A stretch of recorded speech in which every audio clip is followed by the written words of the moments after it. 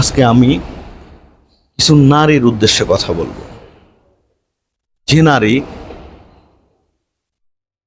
ভাবা পরকিয়া করলে তার কাছে কিছুই না, মা পরকিয়া করলে তার কাছে কিছুই না, ছোট বোন পরকিয়া করলে তার কাছে কিছুই না, বড় বোন পরকিয়া করলে তার কাছে কিছুই না, তার ভাই যদি নেশা করে তার কাছে সামান্য বিষয়। কিন্তু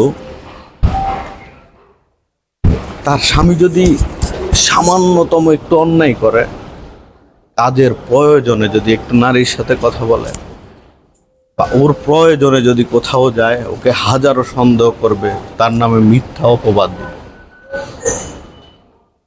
ছোটখাটো ব্যক্তিগত নর্মালি ঝগড়ার পরেও যদি স্বামীর বাড়ি ছেড়ে বাপের বাড়িতে চলে যায়, তার ওই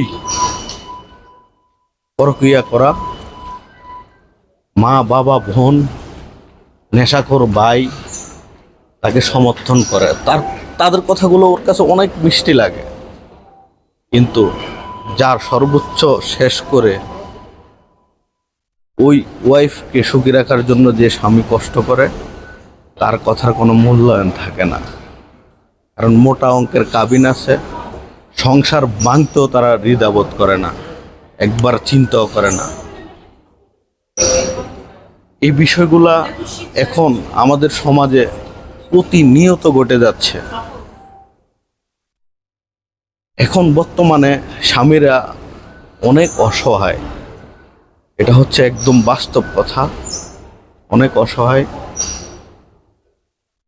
ওই ধরনের নারী, ওই ধরনের ফ্যামিলির কাছে একটা পুরুষ অনেক অসহায়, এটা হচ্ছে একদম সত্য কথা। আমরা চাইলেও মনে হয় এই পাপাচার থেকে কখনোই উঠে আসতে পারবো না, এই অত্যাচার থেকে।